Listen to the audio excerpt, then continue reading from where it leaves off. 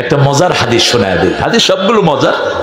রাসূলুল্লাহ সাল্লাল্লাহু আলাইহি ওয়াসাল্লাম বলছেন যে রাতে 2 রাকাত নামাজ পড়বে 10 আয়াত দিয়া। কয় আয়াত? 10 আয়াত দিয়ে আল্লাহ তার নামটা গাফেলের মধ্যে লিখবেন না, তার নামটা নেককারের মধ্যে লিখবেন কে? আল্লাহ।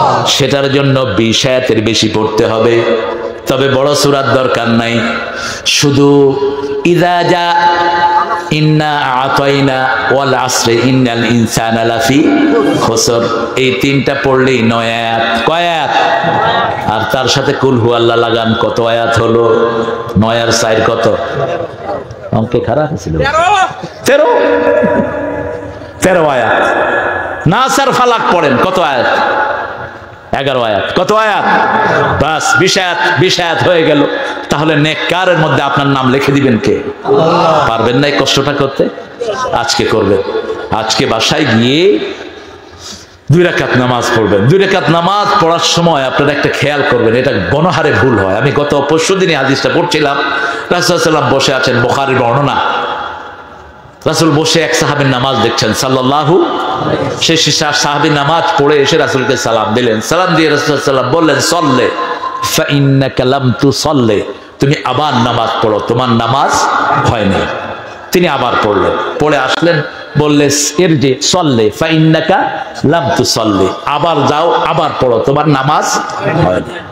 আবার আসলেন, আবার পড়লেন, আবার বললেন, আবার যাও, তোমার নামাজ হয় নাই। এবারে তিনি বললেন, ইয়া রাসূলুল্লাহ,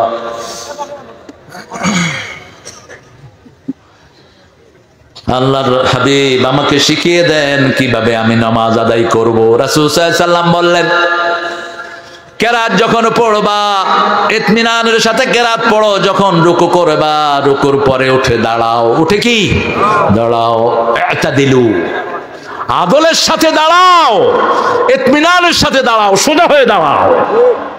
অনেকে আছে রুকু থেকে উঠে এরকম ভাইয়া থাকে যাতে সেজদা যেতে পারে, আছে না?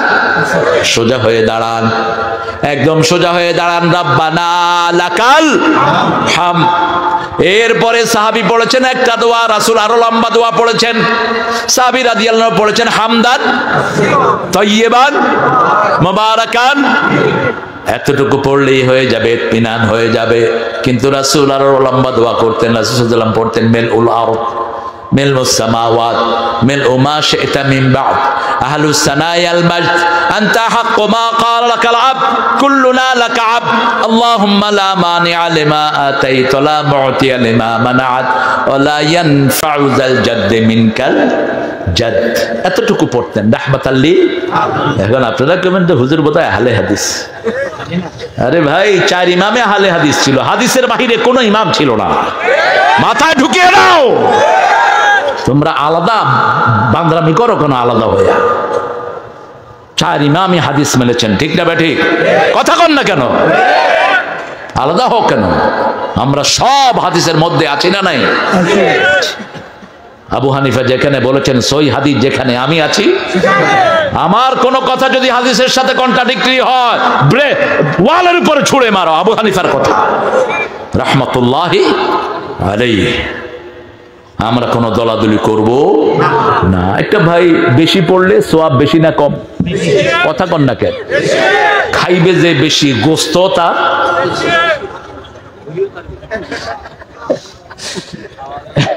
মোটা মানুষেরা কয় আমি বাতাস খাই তাও মোটা হয়। আসলে সত্য না। আমি পাইনি, আমি যত মোটা মানুষেরা দেখছি গোপনে এমন খানা খায়,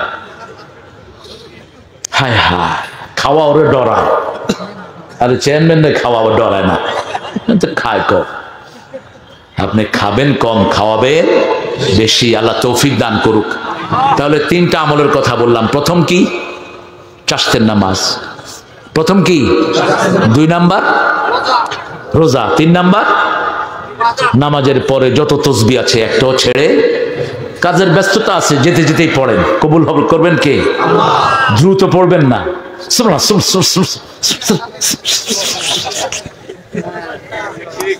আমি পারি না। তাহলে কি করতেছেন? চলতেছে। তাহলে চলা লাগবে না, মুখে ক বেটা। সুবহানাল্লাহ সুবহানাল্লাহ সুবহানাল্লাহ সুবহানাল্লাহ। অসুবিধা? অসুবিধা? স্পষ্ট অক্ষর উচ্চার করেন, আলহামদুলিল্লাহ আলহামদুলিল্লাহ আলহামদুলিল্লাহ আলহামদুলিল্লাহ। এই করগুলো কিয়ামতের ময়দানে সাক্ষী হয়ে যাবে। যারা তসবিতে করেন সেটারও বৈধতা আছে, যারা করবেন, এই করগুলো কিয়ামতের ময়দানে কি হবে? সাক্ষী হয়ে যাবে, কপালটা সাক্ষী হয়ে যাবে। সেজদা যত জায়গায় দিবেন, রাসূল বলেছেন সেজদার জায়গাটা আল্লাহ জাহান্নামের জন্য হারাম করে দিয়েছেন। রাসূল সাল্লাল্লাহু আলাইহি ওয়াসাল্লাম কখনো একই জায়গায় বারবার নামাজ পড়তেন না, জায়গা চেঞ্জ করতেন। ফরজ পড়েই সেখান থেকে চলে আসতেন। ইমাম সাহেবেরা ফরজ পড়েই বসে থাকবেন না। আজকে মাগরিব পড়েছি এখানে, ইমাম সাহেব নামাজের পরে যে দোয়াটা করেছেন, দোয়াটা তো জয়ীফও কোনো বর্ণনা নাই একটা। দ্বিতীয় হলো, আপনি এত উচ্চারণে দোয়াটা করেছেন, আমি এক রাকাত পাইনি, আমার কেরাতে পেছ লেগেছে। আপনার জানা নাই যে ইমাম কেরাতও পড়তে পারবে না, কোন নামাজ যদি নামাজ পড়ে তার পাশে জোরে কেরাত পড়াও জায়েজ নাই। কথা বলেন না কেন? তো তুমি এত জোরে দোয়া করলা কেন? হ্যাঁ, আরে বেটা চাউল হোক আর বেটি চাউল হোক, মসজিদের তুমি আদব কায়দা জেনে নিবা। তুমি এত মানুষের ইমামতি করছো, তোমার এই জ্ঞানটা নাই কেন? তুমি আল্লাহ আল্লাহুম্মা আমিন বলে তুমি আস্তে আস্তে বলতা, তুমি এত উচ্চারণ করে বললা কেন? আল্লাহ আমাদেরকে বুঝার তৌফিক দান করে।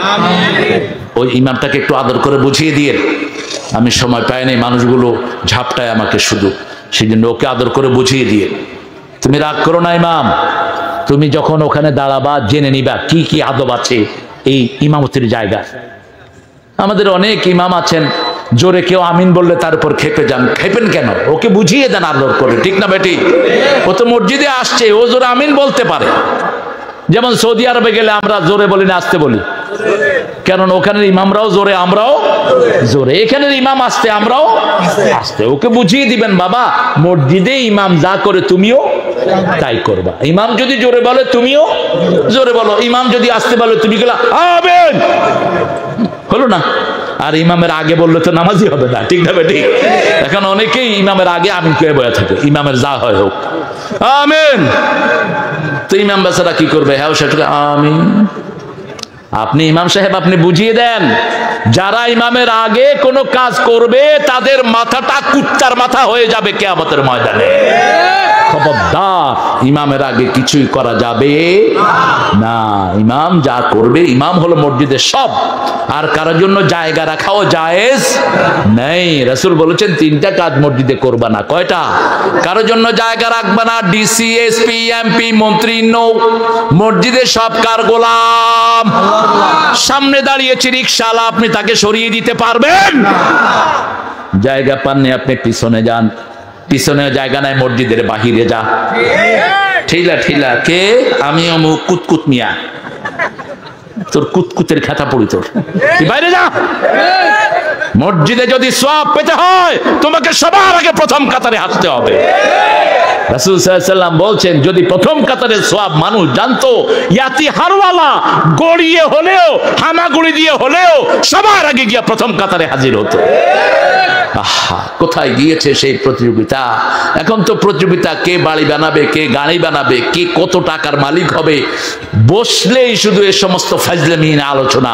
অথচ ও জানে না চোখ বন্ধ হলে এগুলোর কোনো দাম, বরং হিসাব দিতে হবে কার কাছে? আল্লাহর কাছে হিসাব দিতে হবে। হিসাব দিতে দিতে জান শেষ হয়ে যাবে। আল্লাহ আমাদেরকে হেফাজত করে দেন। আরো জোরে বলি আমিন।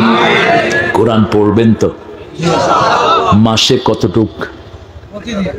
সাধারণ মানুষ মাসে 30 পারা পড়বেন, প্রতিদিন 1 পারা। কয় পারা? কঠিন হবে? কঠিন হবে না। হাতে সবার কি আছে? মোবাইল রহমতুল্লাহি আলাইহি। কি ভালোবাসে, ঘুম থেকে উঠেই মোবাইল। হ্যাঁ, এই মোবাইলের প্রত্যেকের অ্যান্ড্রয়েড সেট, এটা অ্যান্ড্রয়েড সেট। এই সেটে কোরআন তেলাওয়াত আছে না নাই? বাস দিয়ে শুনে থাকেন। আবার লেখা সহ উঠে, যারা একটু আরবি পড়তে পারেন মিলান মিলান। ডেলি 1 পারা। ডেলি কয় পারা?